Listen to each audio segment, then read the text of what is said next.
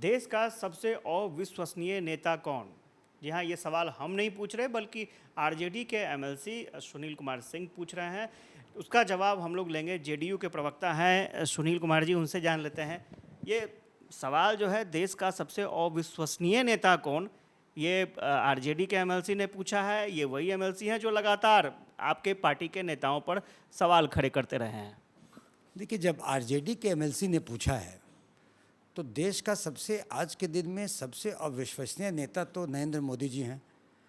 कुछ दिनों पहले भ्रष्टाचार के मामले पर बड़ी बड़ी डींगे हाँके, एनसीपी के नेताओं को अमुक हजार करोड़ के घपलेबाज बताया और कुछ दिनों में ही उसे मोदी वॉशिंग पाउडर से धो करके भ्रष्टाचारी सदाचारी बनाकर भाजपा के सरकार में शामिल कर लिया। संभवतः हमें लगता है उनका इशारा इस ओर होगा। लेकिन वो जो जिनकी बात अब कर रहे हैं वो राजद का शीर्ष नेतृत्व इस बात को जरूर देखेगा कि उनकी पार्टी के एमएलसी घटक दल के एमएलसी होते हुए महागठबंधन में असहनीय स्थिति करने वाला बयान देते आए हैं, जबकि राजद के राष्ट्रीय कार्यकारिणी में फैसला स्पष्ट था कि सरकार पर या गठबंधन पर वही बयान देगा जो राजद का शीर्ष नेतृत्व होगा। इसके खिलाफत कर रहे हैं, वो देखना उनको है। लेकिन ये कहा जा रहा है कि ये उनका निजी बयान है, वो कोई मतलब पार्टी का बयान नहीं है। देखिए, राजनीतिज्ञ व्यक्ति और राजनीति में पूर्णतया निजी बयान कुछ नहीं होता, और भले वो निजी बयान कह के वो अपने बचने का रास्ता ढूंढते हैं, लेकिन उन्हें सुर्खियों में रहने की आदत है। वो बयानवीर हैं। वो जो लोग एमएलसी हैं वो ये कहते हैं कि सदन में भी अगर किसी दो व्यक्ति के बीच में बात चलता है तो उसके बीच में भी ये टपक पड़ते हैं। इनको बोलने की ऐसी बीमारी है कि जो किसी एक मनोवैज्ञानिक समस्या की तरफ इंगित करती है। लेकिन खैर, ये बात है। लेकिन उनके कथन से कभी कभी महागठबंधन में असहजता होती है, और असहजता होती है तो इससे फिर दिक्कतें पैदा होती है। तो हमें लगता है गठबंधन का शीर्ष नेतृत्व निश्चित ही देखेगा और उन पर कार्रवाई करेगा। मतलब आप चाहते हैं कि कार्रवाई हो, एक्शन हो?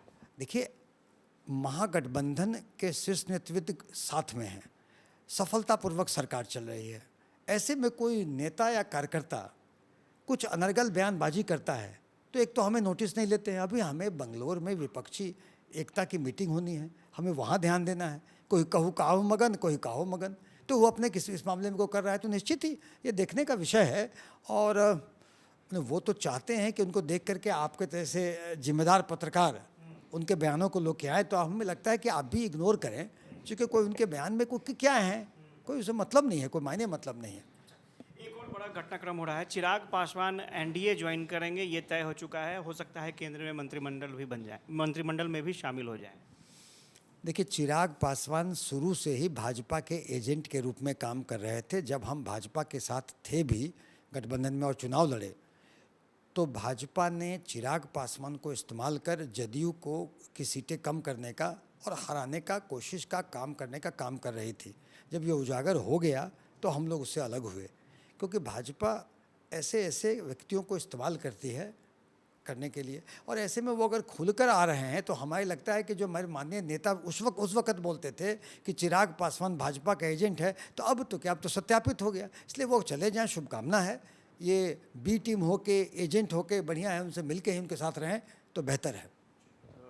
डॉक्टर सुनील थे और ये बता रहे थे कि चिराग पासवान पहले भी बीजेपी के लिए ही काम कर रहे थे, और अब खुलकर अगर सामने आ रहे हैं तो ये उनके लिए हो सकता है अच्छी बात है। लेकिन कोई फ़र्क महागठबंधन को या फिर जेडीयू को नहीं पड़ेगा। लेकिन सबसे बड़ी बात यह है कि जेडीयू ये चाहती है कि आरजेडी के तरफ से जो एमएलसी लगातार बयान दे रहे हैं और सुर्खियों में रहने के लिए बयान दे रहे हैं, आरजेडी को इस मामले पर संज्ञान लेना चाहिए और कार्रवाई करनी चाहिए।